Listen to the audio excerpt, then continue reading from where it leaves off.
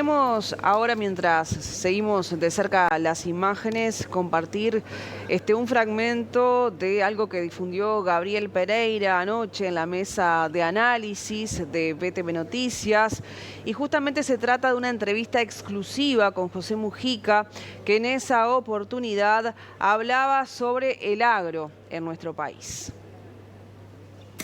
Pero es rico en pasto. El Uruguay es una pradera gigantesca. Y esto es clave, porque eso fue el instrumento de nuestra historia, incluso de algunas virtudes y de algunos defectos. Por ejemplo, las vacas casi se crían solas, precisan poca mano de obra. Mientras que donde se cultivaba algodón, azúcar, que se precisaban oleadas de gente para cosecha, se mantenía una población rural. En cambio acá se exportó fue un país de inmigrantes del campo a la ciudad muy tempranamente, porque la ganadería precisaba poca gente. Y hablando de las entrevistas, Rosario, recordarás que la última entrevista pública que hizo José Mujica y la que generó polémica fue muy recientemente, cuando de cierta manera criticó al PIT-CNT, había dicho que hay un estado de guampa caída, así lo dijo, durante el gobierno de Luis Lacalle Pou, que había generado algunas divisiones, obviamente, dentro del Frente Amplio, dentro también del PIT-CNT, pero quería hacer referencia, ya que estamos repasando entrevistas, y otro tramo, por ejemplo, de esta entrevista que difundió Gabriel Pereira. Bueno, José Mujica justamente había apuntado contra los sindicatos en nuestro país. En ese sentido, el expresidente habló en su momento del vínculo entre la actividad sindical y la industrialización en nuestro territorio. Muy común en los dirigentes sindicales, que somos productores de materia prima y que no nos industrializamos, y eso. Es como decir, Holanda no existe. No, el problema no es el producto, sino la tecnología con que lo producir. Pues un ternero de los llanos bolivianos es muy distinto a un ternero del Mississippi. ¿Te das cuenta? La tecnología que hay metida es totalmente distinta. El problema no es el producto, sino el valor agregado que permite el desarrollo técnico y científico. Y, bueno, la industria del CM, eso. ¿Cómo le explicaba al mundo que el año pasado tuvimos el Aberdeenango campeón del mundo? ¿Sabe cómo se...? Eso junta la información de todas las exposiciones, ¿no? Y ahí hay un tribunal del técnico que conoce y dice, el mejor es este. Bueno, nosotros teníamos el mejor Aberdeenango del mundo, nadie se enteró. Bueno, ahí escuchábamos parte de esta entrevista. Son varios tramos de esta entrevista que en su momento Gabriel Pereira le realizó al mandatario. Fue reciente, fue en mediados de marzo. Gabriel había decidido no difundir esta entrevista. Estaba leyendo, por ejemplo, ahora el diario El País, bueno, que también levantaba parte de esta entrevista de Gabriel Pereira, haciendo, bueno, referencia a los dichos de Mujica respecto a los sindicatos, también al agro. Hablando de agro, también tenemos que decir, Rosario, que hace algunos minutos nada más observábamos al exministro de Ganadería, Agricultura y Pesca, Fernando Matos, que se acercó justamente al Salón de los Pasos Perdidos. Bueno, justamente respecto a los sindicatos, había sido muy acérrimo en sus críticas el Pepe Mujica hace un tiempo atrás, ¿no? Lo que mencionaba era que era bien distinta la reacción que desde el movimiento sindical se había mantenido con el gobierno del Frente Amplio que con el de Luis Lacalle Pou. Esto de alguna forma ironizando con lo que fue hasta previo al 1 de marzo el gobierno de turno. Es un gobierno más o menos progresista, decía hace un momento, porque durante 4 años el movimiento sindical no movió un dedo, no hizo paro, no hizo nada. Todas estas declaraciones que realizó Pepe Mujica obviamente fueron parte de todas las portadas informativas. Los trabajadores tienen que defender los salarios de ellos.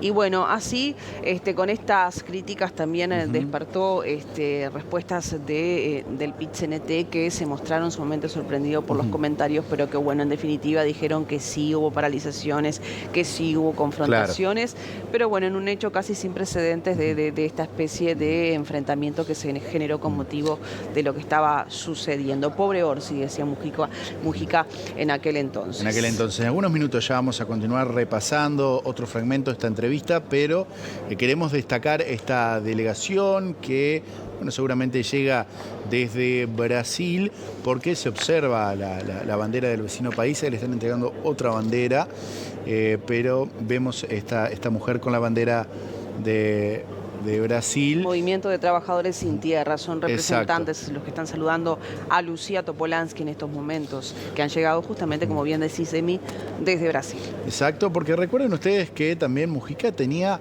bueno, una relación muy particular con Brasil, no solo con Luis Ignacio Lula da Silva, sino que él siempre, bueno, fue muy cercano a Brasil.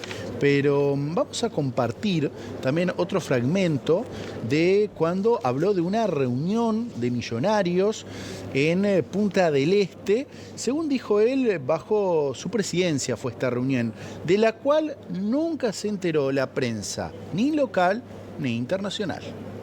Acá no hay millonarios, no hay ninguno. Esa vez que estuvimos con Slim, mirá, ellos tienen una sociedad de padres e hijos que se reúnen una vez al año.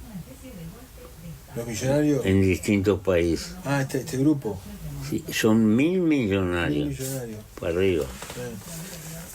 Como uruguayo no había nadie, le encargaron a Bulgeroni que le hiciera acá.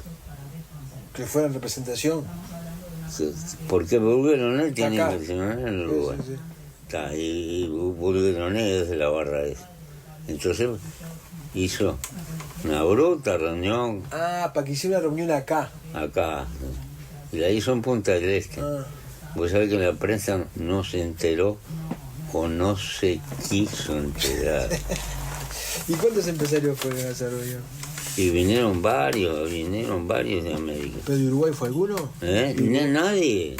Ninguno. La hizo un argentino en el Uruguay. Pero no fue ningún empresario uruguayo tampoco, porque no hay ninguno de ese nivel. No hay ningún millonario.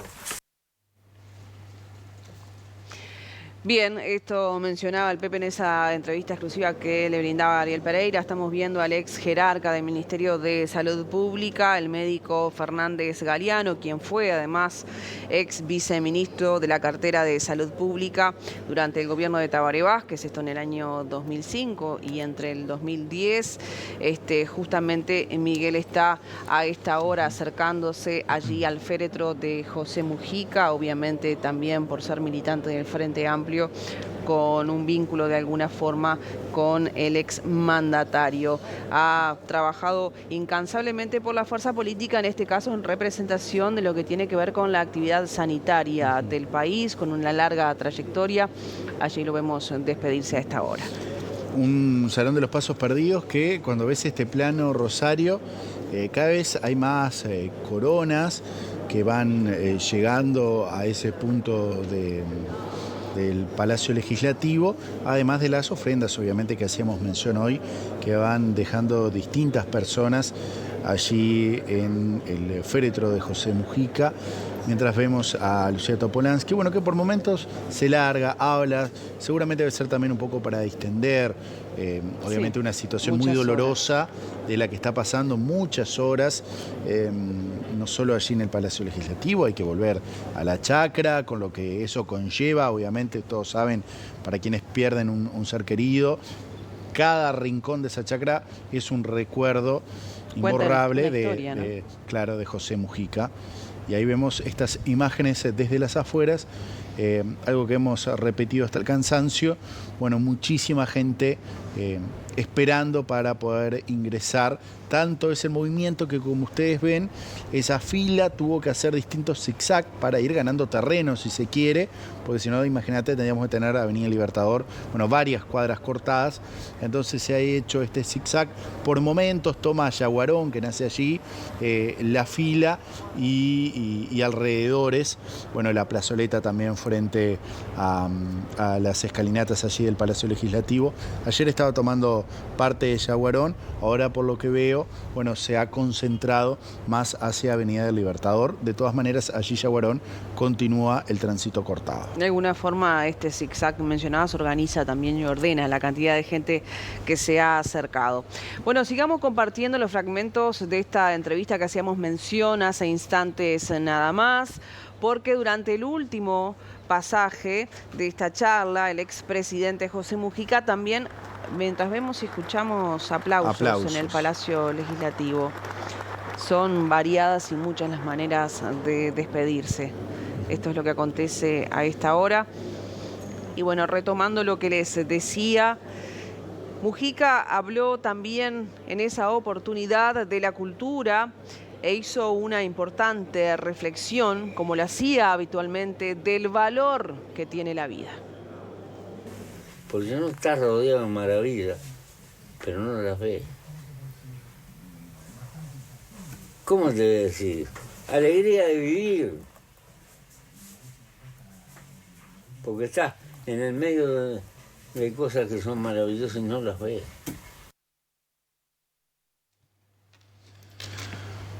Bueno, una reflexión obviamente sobre el tema de la cultura, algo de lo que tanto hemos hablado en estas horas, Rosario, refiriéndonos a la cultura del uruguayo, a esa sensación de respeto, de saludar, mientras vemos padre seguramente con su hija, que van a deja una ropita de la bebé. Una ropita de la bebé que tiene impresa una fotografía, no sé si de Mujica o si de la niña, pero bueno, lo van a dejar allí, seguramente en otra toma lo vamos a poder observar, cuando siguen arribando distintos integrantes del secretariado, del ministerio, mejor dicho, distintos ministerios. Por ejemplo, Fernanda Cardona, la ministra de Industria, Energía y Minería, estaba por arribar allí, según nos están informando. Está la ministra Sandra hora. Lasso también, sí, saludando por allí. Sandra Lasso llegó un poquito más temprano, estuvo con Lucía y ahora ha estado saludando, sí, a otros integrantes del sistema político en general y delegaciones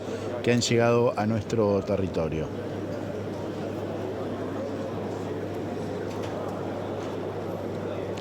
Bueno, Emi, yo creo que es pertinente porque nos convoca a esta hora seguramente con algún tipo de testimonio, como lo ha hecho en cada contacto, o si no, relatándonos lo que acontece en las afueras del Palacio Legislativo. Rosario Lema, estamos viéndote y escuchándote. Adelante. Sí, así es, Rosario, porque van llegando diferentes autoridades aquí al segundo día de velatorio del expresidente José Mujica. En este caso estamos con la ministra de Industria, quien muy amable accedió a brindarnos unos minutitos. Ministra, buen día. Bueno, ¿qué representa la figura de Mujica y qué representa este segundo día? Bueno, qué decirles, en lo personal, es un camino de aprendizaje y militancia. Yo arranqué militando en la juventud del MPP hace más de 20 años, así que, ¿qué les puedo decir? Mi vida entera de militancia, después un aprendizaje enorme con él, con Lucía y con el equipo y la barra de la 609, en lo que tiene que ver con asumir algunas responsabilidades de cargos públicos, de asesoramiento. Ya cuando Pepe fue presidente, empezamos los equipos de trabajo que de alguna manera acompañaron las tareas del gobierno, así que de muchísimos años. Y estos 2 días los estoy tomando como esto de la despedida, de estar acompañándolo hasta el último momento, a Lucía, a la barra. Y esto de lo personal, ¿no? De estar ahí, necesito estar ahí. Y bueno, viene un poco más pensándolo desde lo personal. En cuanto a lo político, ¿qué les puedo decir que no se haya dicho en Uruguay, en la región y en el mundo? Por suerte, palabras de muchísimo amor, de reconocimiento a Pepe por todo lo que representa y va a seguir representando a nivel político. En lo personal me dejó la enseñanza es siempre la solidaridad, la humildad, no olvidarnos nunca de dónde venimos. Somos parte de la gente y para ellos tenemos que gobernar. Creo que mucho más que eso no les puedo transmitir y bueno, estamos en esto acompañando a todo lo que representa Pepe en el Uruguay y en el mundo.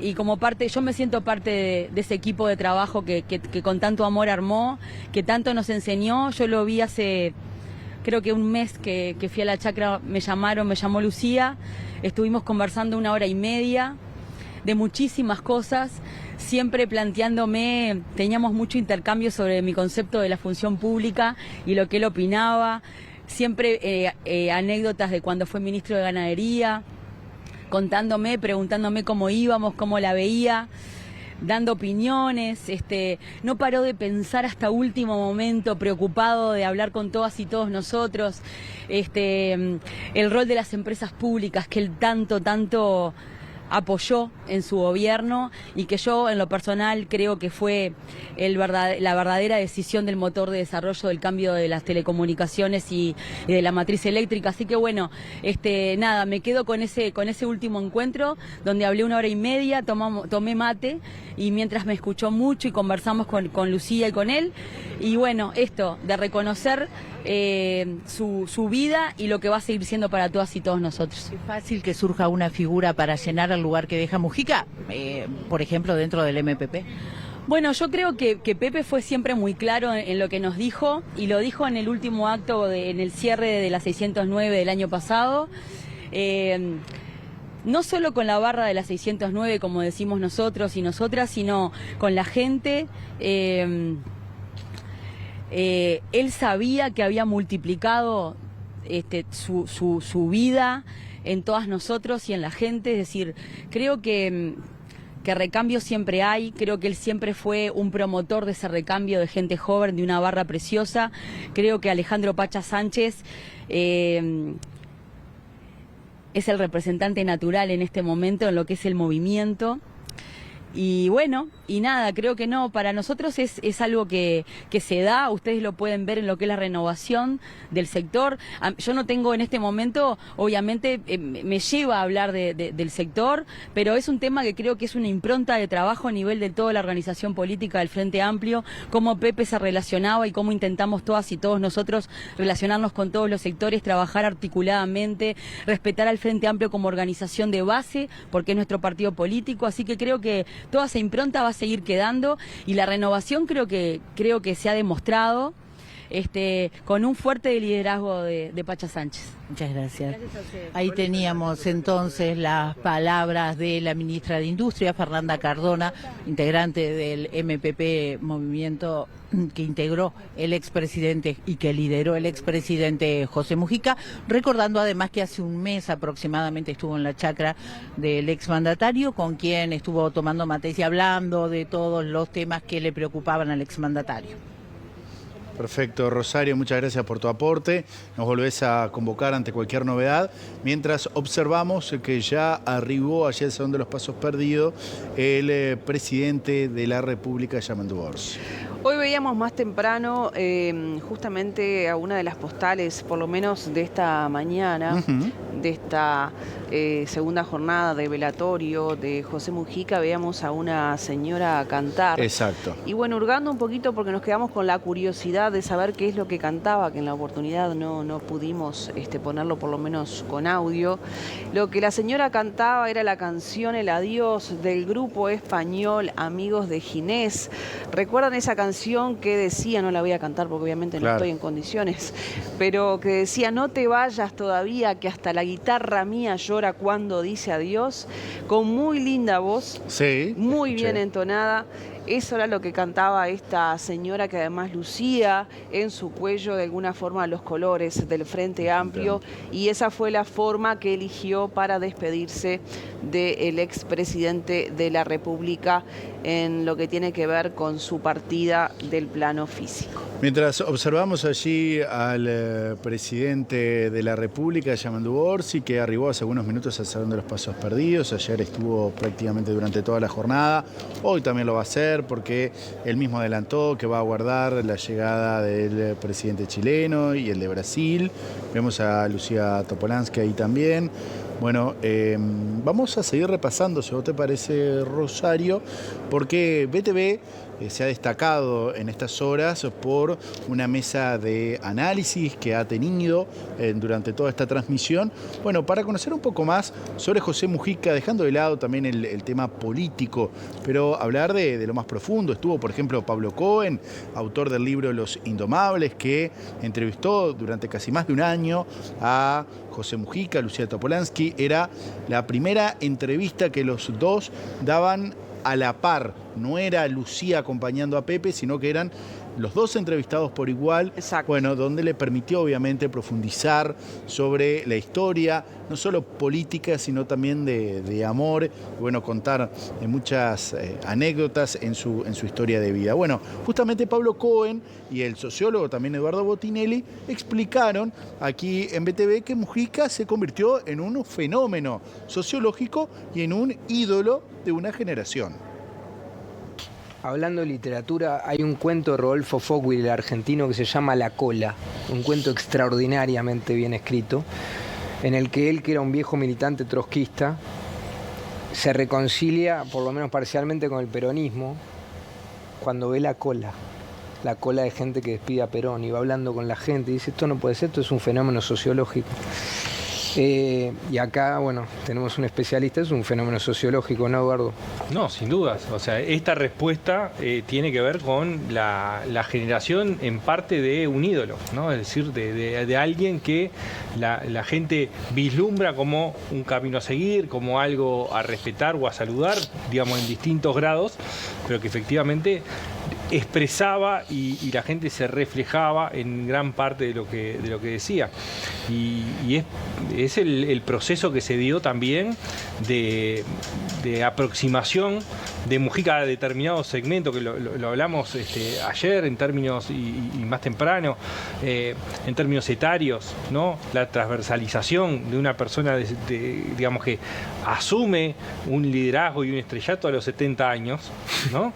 Y a los 70 años conecta con la juventud universitaria, con la juventud general, sobre todo en la expresión juventud universitaria latinoamericana, ¿no? Es decir, que los movimientos estudiantiles universitarios toman a Mujica como un faro, digamos, de referencia, y eso se ve también acá, ¿no? Es decir, no solamente la juventud, sino transversal y acercando gente lejana a la política, no por la política, sino por la figura. Claro. ¿No?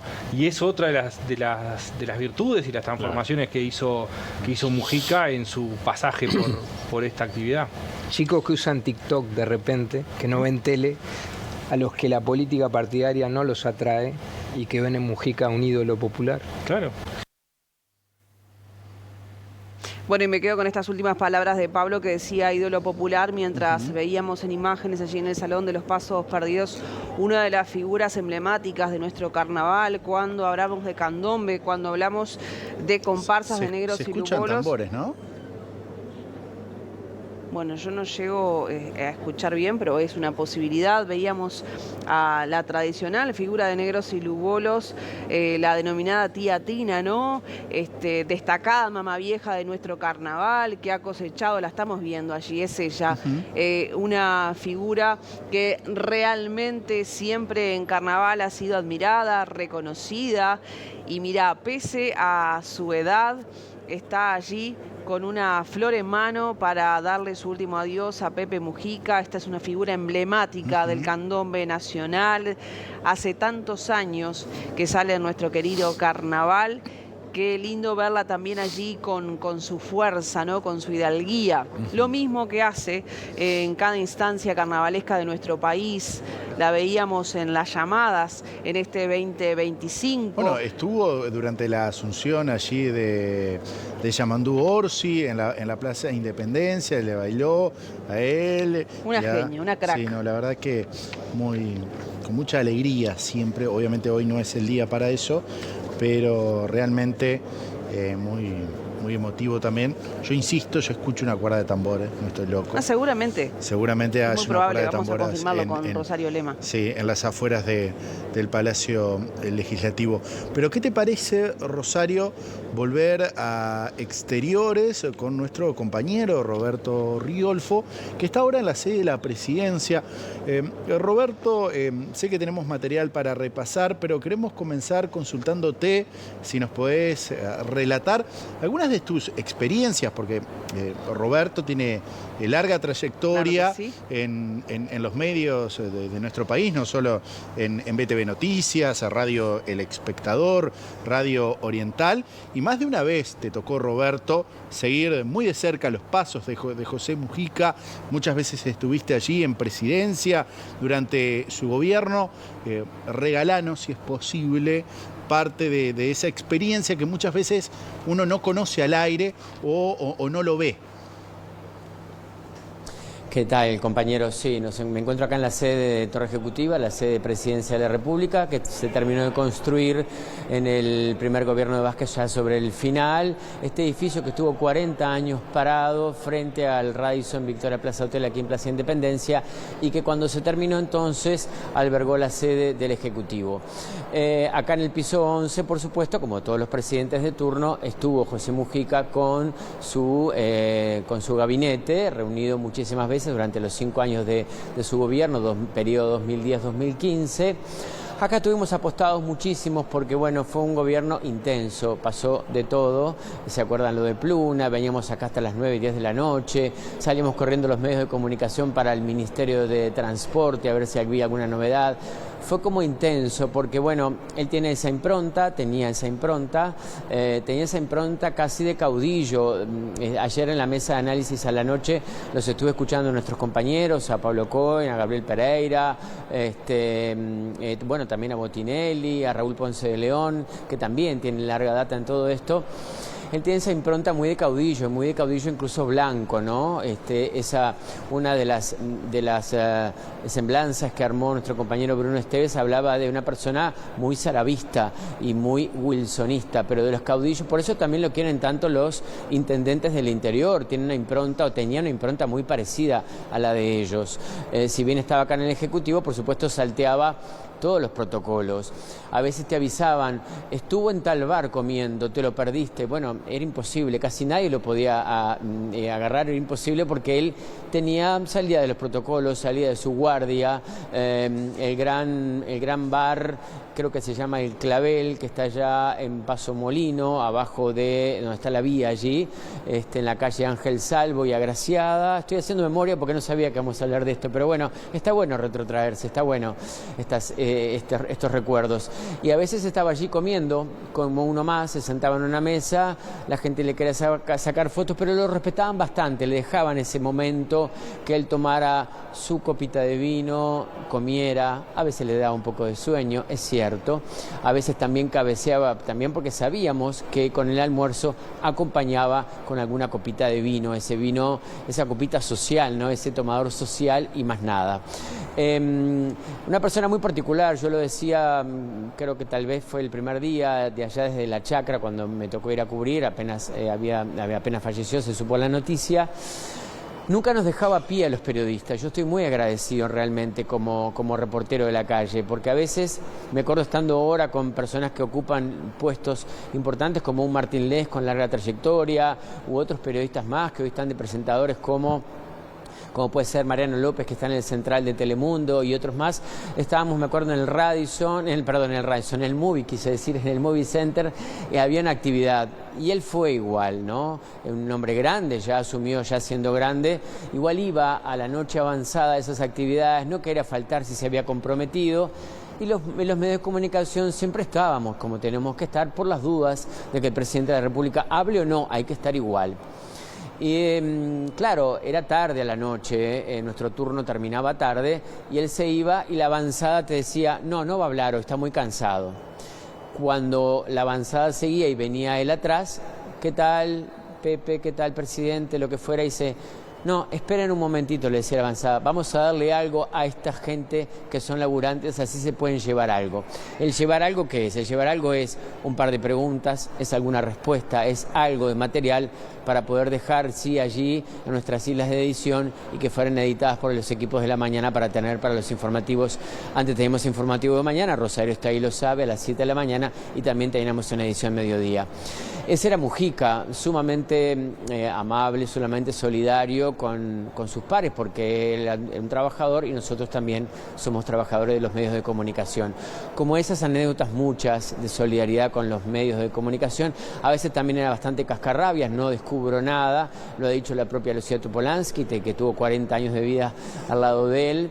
Era bravo, era intenso, pero bueno, en realidad con nosotros, con la prensa, siempre fue difícil trabajar por eso, ¿no? Como pasaba a veces con la calle Pou, o esa gente que va, que le sacan fotos, que le quieren dar un abrazo, y ahí los medios tratando de acercarnos con el micrófono. Yo siempre tuve el brazo bastante largo y pude estar cerca de su boca para tener la palabra de él, pero no ha sido fácil.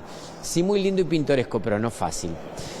Y entre las cosas diferentes también que le dio a nuestro país y que lo puso en la palestra en el mundo, muchas cosas salieron de aquí mismo, de Torre Ejecutiva, y me quiero referir a las leyes, ¿no? Leyes que pusieron a nuestro país en el tapete. Mucho se dijo él de si fue un presidente prolijo, si no fue prolijo con los dineros públicos, por esta misma impronta que les digo, no es que no le interesara, pero esta misma impronta que él tenía. Pero sí, en su periodo de gobierno, 2010-2015, algunas leyes nos pusieron, les decía, en el tapete del mundo. Una de ellas fue la legalización del consumo del cannabis. Eso fue en el año 2013. ¿Cuál era la intención de Mujica? Estaba muy claro, la intención de Mujica no era consuman todos, esto está todo bien, paz y amor, no tenía nada que ver con eso, al contrario. Él era bastante más, ¿cómo les podía decir? Era una persona más chapada a la antigua. Así concretamente, porque la ley de matrimonio igualitario también, no él que estuviera a favor de todo, no, tenía una gran empatía y sabía escuchar los reclamos, y los jóvenes venían escuchando, y las personas que consumen marihuana, como quien consume cigarrillos comunes, tenían que ir a lugares non santos a buscarla, lugares complejos que ponían en riesgo incluso a veces su vida, a las bocas o a lo que fuera, o a algún dealer, como se le dice, son los que le consiguen a las personas que consumen, todo clandestino. La idea de él, ¿cuál era? Bueno, legalizarlas, que así terminó siendo ir a buscar una dosis al correo, pero no sin antes haberse registrado. Uno se registra con la cédula de identidad y al cabo de unos días, uno después que ya le llega la habilitación, puede ir, sí, a las farmacias a retirarlo. Eso conmovió muchísimo a los medios por temas filosóficos, si estaba bien, cuál era la intención final, que me quiero quedar siempre con eso. Siempre mido a los seres humanos por la intención. Era sacarle al narcotráfico justamente este comercio, sacar a la gente de ese lugar de riesgo y comprar una marihuana con una calidad que el Estado garantizaba, con laboratorios que trabajan para eso justamente, con campos, incluso algunos que están allá por cerca del Penal de Libertad, para que hubiera una marihuana más segura, de buena calidad, y que los que quisieran consumir libremente podían acceder a ellas. Él era restrictivo, no era una persona, por eso, no era de cabeza tan abierta, porque era una persona que falleció con 89 años, era de otra época, no se le podía pedir, pero sí acompañó los tiempos. Por eso muchos jóvenes, muchos veteranos, pero muchos jóvenes se acercan, tuvo mucha empatía con la juventud. Vamos a mirar, a compartir este primer tape que armó la producción con el tema de la legalización en el año 2013 del consumo del cannabis. El caso de la marihuana que hablábamos, no es la marihuana. El problema no es la marihuana. La marihuana es una plaga como es el tabaco. ¿Quién va a decir que el tabaco es bueno y cuánto fuma? Y no podemos evitar de que fumemos. Hay tantas cosas. La marihuana también es una plaga. Ninguna adición, salvo la del amor, son recomendables. Por lo tanto, pero están ahí. El problema es lo que hay atrás de la marihuana, el narcotráfico. Si lo dejamos en la clandestinidad, le regalamos un mercado. ¿Lo que defendemos nosotros? No, que se haga cargo el Estado. Y tú sos consumidor, estás registrado, acá tenés una dosis. Si te estás pasando, te controlo. No, mijito, marche al hospital, usted se tiene que atender. La regularización del cannabis puso a nuestro país en la vanguardia a nivel mundial. El 10 de diciembre de 2013, el Parlamento aprobó la ley para regular el mercado de la marihuana, su tenencia, así como los usos recreativos y medicinales. Desde esa fecha, su producción y comercialización están controladas por el Estado, con el fin de hacer combate al narcotráfico, el comercio ilegal y el crimen organizado.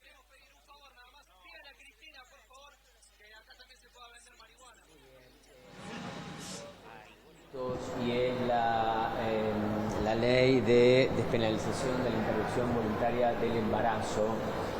La ley de interrupción voluntaria del embarazo es otro de los hitos que también puso a nuestro país en la palestra, porque en realidad también, al igual que explicaba antes, y lo escuchamos al propio Mujica, con esto también, o sea, no buscaba que todo el mundo salga a abortar, tengan relaciones y después no pasa nada y no se hacen responsables y aborten como medida preservativa. No ese es el tema. El tema es que muchas personas, muchas mujeres exponían sus cuerpos en forma clandestina. Había muchos médicos que ganaban muchísimo dinero haciendo esto de forma clandestina. Esto es lo que quiso evitar el presidente de la República con esto. Después había sido vetado por el presidente Vázquez en su primer gobierno, y en el gobierno de él, repito, 2010-2015, entonces se vuelve a legalizar o a despenalizar la interrupción voluntaria del embarazo. Lo vemos. La cosa es sencilla y es sentido común. Creo que nadie puede estar a favor del aborto como cuestión de principio. Pero hay un cuadro de mujeres en toda la sociedad que se ven la amargura de tener que tomar esa decisión contra viento y marea, porque la familia no lo entiende, por soledad, por avatares de la vida.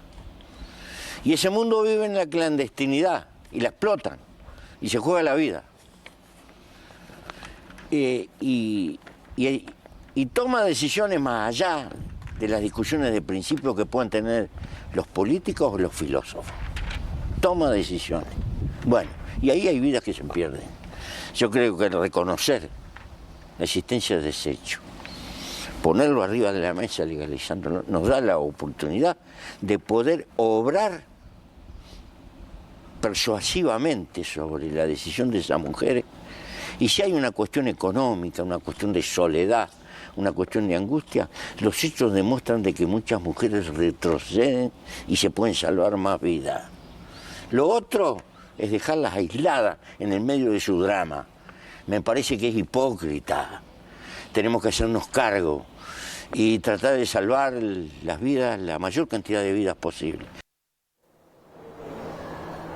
Otro hecho bastante inédito que puso Uruguay en el mundo, en todos los medios de comunicación, en los grandes portales, fue el acuerdo que el expresidente Mujica tuvo con su par de los Estados Unidos, Barack Obama. Esto fue en el año 2014. Allí, presos de Guantánamo, esta cárcel que Estados Unidos tiene fuera de su propio país, esos reclusos nadie los quiere. Mujica dijo, bueno, tráiganlos acá, vemos qué podemos hacer. Eran 6 hombres en primera instancia. Los medios de comunicación los perseguíamos por todos lados a ver dónde los podíamos encontrar, a ver si podían hablar algo, a ver en qué condiciones estaban viviendo. Hemos ido a la Rambla, algunos pernoctaban en la calle. Bueno, en aquel momento no era común ver como ahora tanta gente en la calle. Ellos estaban a veces en la calle, y bueno, los hemos seguido por todos lados porque fue un hecho muy inédito en el planeta, también como otra cosa más de Mujica, muy inédita, pero que bueno, algunos pudieron reinsertarse o se insertaron en la vida laboral de nuestro país, otros se fueron, extrañaron mucho su propia tierra. Vamos a compartir este otro hito del gobierno de José Mujica. Es una cuestión de derecho humano. ¿En qué condición? Hay 120 tipos que están presos hace 13 años. No vieron un juez, no vieron un fiscal, no vieron nada. Y el presidente de Estados Unidos quiere sacarse ese problema encima. En la madrugada del 7 de diciembre de 2014, un avión militar aterrizó en Carrasco. De la misma bajaron 6 hombres que habían estado en el centro de detención de Guantánamo. Los mismos estaban acusados de diversos delitos vinculados al terrorismo, que nunca fueron condenados y pasaron por la cárcel más de una década. Porque Guantánamo es una vergüenza de la humanidad. Es una vergüenza de la humanidad. Ahí hay gente que está presa sin proceso, sin causa, sin acusación. Y alguna gente entenderá y otra no entenderá. Pero frente a estas cosas tampoco hay que hacerse lo distraído. Entonces nos parece que está en el orden de los cacareados derechos humanos que todo el mundo habla, pero sirven para un barrido y para un fregado. Su liberación se dio tras un acuerdo entre José Mujica y Barack Obama. La llegada de los presos concentró la atención pública. Refugiados sí, por razones obvias. Nosotros hemos conocido miles de refugiados. Y ese papel es que la gente no se acuerda de Brizola, de Goulart, de la cantidad de gente refugiada que vivió en el Uruguay, o no se acuerdan de Citarrosa en México y en Europa, y de los olimareños, y de todos mis compañeros, y por favor, eso es más viejo que el agujero del mar. Nos hizo como país. Muchos de nosotros somos descendientes de gente que vino disparando. Hasta 2024, 4 son los integrantes del grupo que resolvieron permanecer en nuestro país. Si quieren trabajar acá, que trabajen acá, que tengan hijos, que sean laburantes, si se quieren ir, que se vayan. No somos carceleros de nadie. Pero le estamos diciendo al mundo, el que quiera venir a vivir acá, venga. Porque somos un país abierto.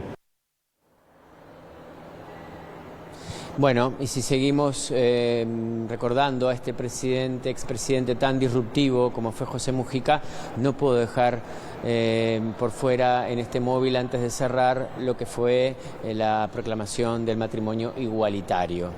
Esto también nos puso en esfera de todo el planeta.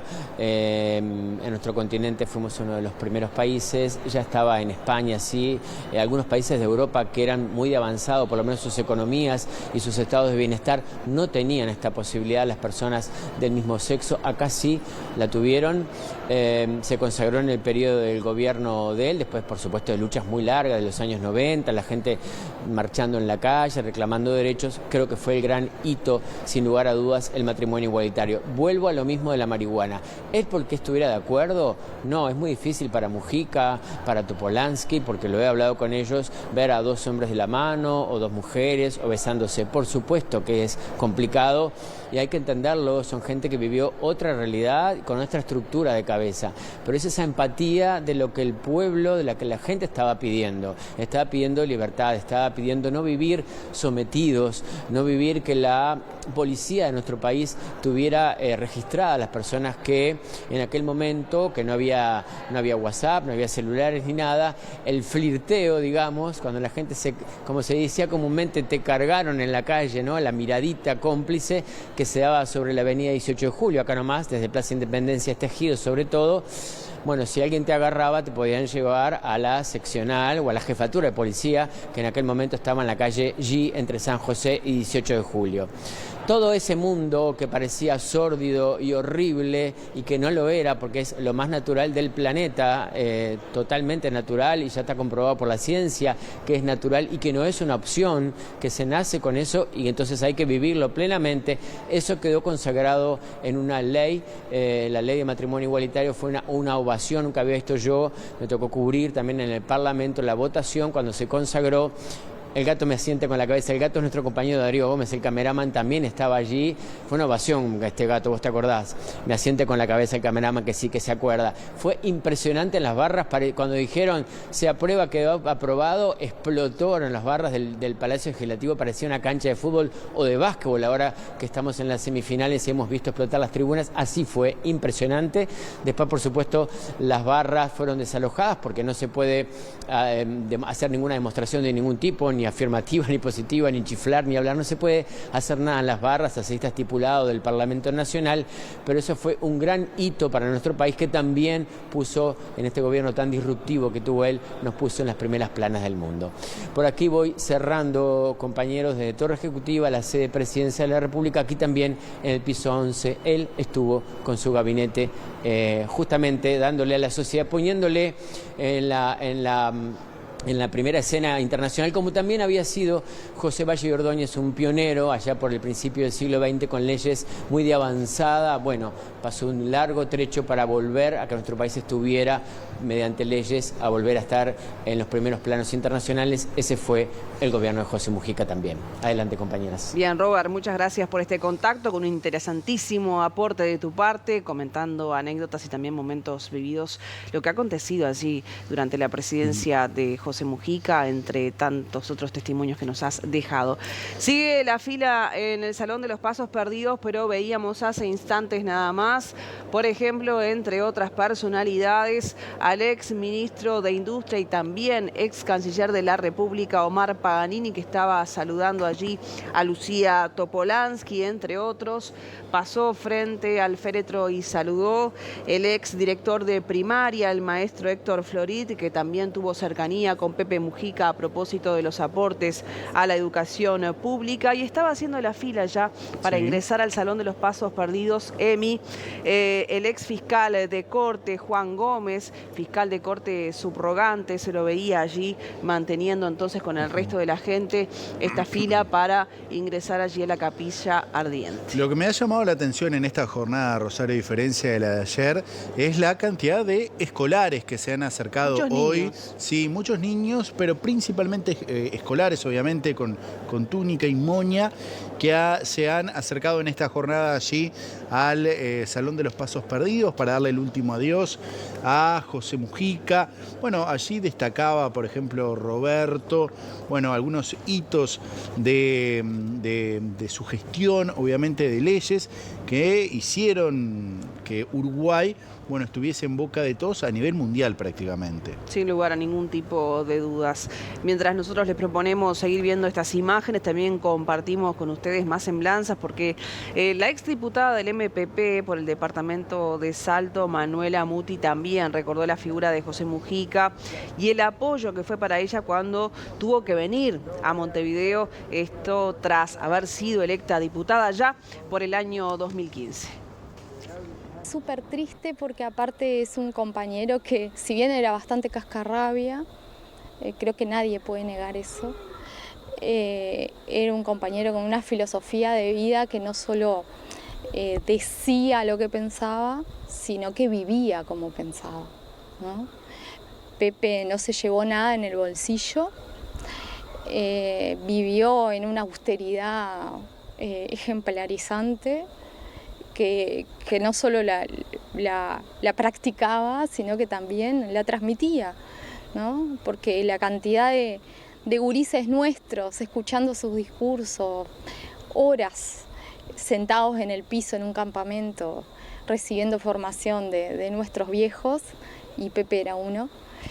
Y a mí me tocó conocerlo de muy chiquita, venía a casa, me acuerdo que mi abuela un día dejó la campera, una campera verde que no se le sacaba ni para dormir, y mi abuela la empezó a lavar y era como un cantero de tierra, porque aparte de ser un compañero que salía a trillar en el interior, era chacrero, plantaba flores. Quien fue mi ex marido, el padre de Facu, vivió en la chacra, entonces eso, y bueno, y a su vez mi padre, mi madre a veces luchaba, ¿no? Porque venía el Pepe y se ponían a discutir de política y bueno, y me pasó algo muy increíble con la vida de él, ¿no? De que de un día para el otro pasó a ser un compañero que venía siempre a casa, o se quedaba en casa, o se quedaba en lo de Eduardo, más que nada en lo de Eduardo, porque nosotros teníamos una casa chiquita. Pero un día me pasó que vino una amiga del liceo y mira y dice, pero ese es el Pepe Mujica. Y yo le digo, sí, es el Pepe Mujica. Y yo no había tomado nunca dimensión de que había pasado de ser un desconocido a ser un diputado. Bueno, ahí vemos a Manuela Muti, que por momentos muy risueña, recordá, Rosario, que ella fue la que se tentó, una diputada que se tentó en el Parlamento, una imagen que recorrió el mundo también, que no pudo seguir cuando estaba hablando y bueno, tuvo que ceder la palabra porque, bueno, le había venido un ataque de risas, no puedo suele continuar. pasar, lo que no suele suceder muy seguido en el Parlamento, pero ella sin ningún tipo de inconveniente siguió con su tentación. Bueno, está bien, ¿no? Naturalizarlo. Exacto. A veces pasan cosas y le gana la risa, obviamente. Estamos observando imágenes a esta hora desde el Salón de los Pasos Perdidos, muchísima gente que continúa acercándose allí, a ese punto de Montevideo para darle el último adiós a José Mujica. Como lo decíamos hoy, muchísimos escolares, mucha gente afuera, a esta hora también con preparativos porque de un momento a otro van a llegar las delegaciones extranjeras que no van a ingresar por el ingreso principal de Avenida Libertador, donde están ingresando los distintos simpatizantes, sino que van a hacerlo por otro acceso. Ahora en algunos minutos seguramente se lo vamos a estar detallando, pero obviamente empieza a haber un movimiento más importante cuando ya estamos a las 12 del mediodía, prácticamente falta un minuto, las 12 del mediodía de esta nueva jornada despidiendo a el expresidente José Mujica. Bueno, y a propósito, Mujica, como ustedes bien saben, participó de la fuga más grande de la historia. Y en 1971, 106 integrantes del MLN Tupamaro se fugaron del penal de Punta Carretas. Y que queremos repasar a través de este tape lo que sucedía, lo que dejó la historia. Un día de lluvia, nosotros encerrados, que nos habíamos quedado, que soñábamos con el Mangangá y quedó frustrado porque habíamos decidido la otra, empezó a surgir la idea y si nos la planteamos de adentro para afuera, porque eso no la espera.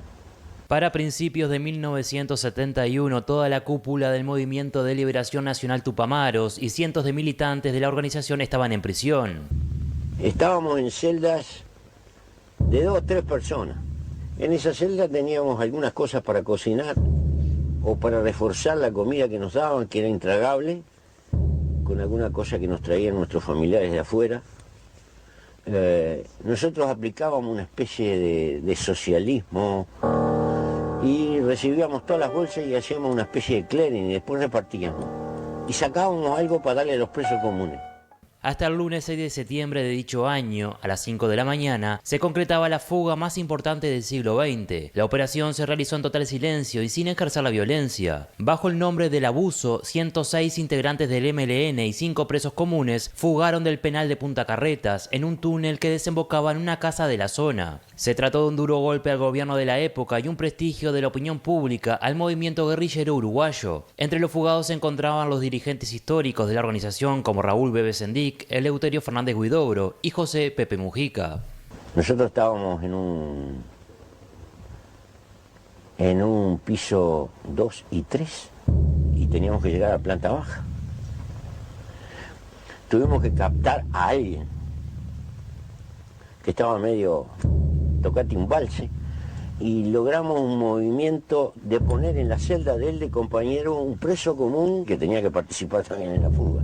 Establecer todo un mecanismo complejo adentro de la cárcel por el cual empezamos la obra y íbamos trasladando la tierra.